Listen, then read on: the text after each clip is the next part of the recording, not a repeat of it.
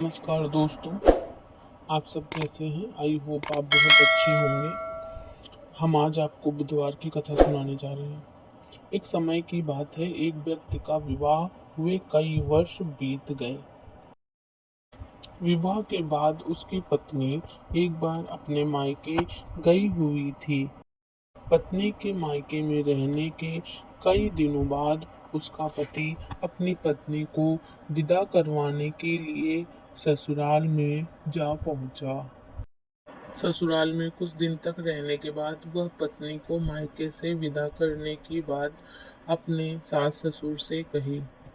बुधवार का दिन होने के कारण उसके सास ससुर ने कहा कि इस दिन बेटी ससुराल नहीं जा सकती, इस कारण विदाई नहीं हो सकती। लेकिन वह व्यक्ति नहीं माना और अपनी पत्नी को मायके से विदा कराकर अपने घर की तरफ उसको लेकर चल दिया। रास्ते में जाते वक्त पत्नी को बहुत तेज से प्यास लगी। तब पति पानी की तलाश में इधर उधर भटकने लगा। काफी देर के बाद जब पानी लेकर वह वापस लौटा तो उसने देखा कि पत्नी के पास उसी की वेशभूषा में कोई अन्य व्यक्ति पत्नी के संग बैठकर बातें करता हुआ दिखाई दिया। दोनों व्यक्ति आपस में लड़ने लगे। पहले व्यक्ति ने गुस्से में दूर व्यक्ति से पूछने लगा, वह कौन और क्यों उसकी पत्नी के साथ बैठकर बातें कर रहा है। फिर आपस में लड़ने लगे। एक दूसरे व्यक्ति ने कहा कि यह मेरी पत्नी है। दोनों के बीच भयानक लड़ाई होने लगी। तब वहां पर कुछ सिपाही आ गए और स्त्री से उसके असली पति के बारे में पूछने लगे। दोनों व्यक्ति को देखकर स्त्री हैरान हो गई कि कौन मेरा पति है। वह दुविधा में पड़ गई क्योंकि दोनों एक ही जैसे लग रहे थे।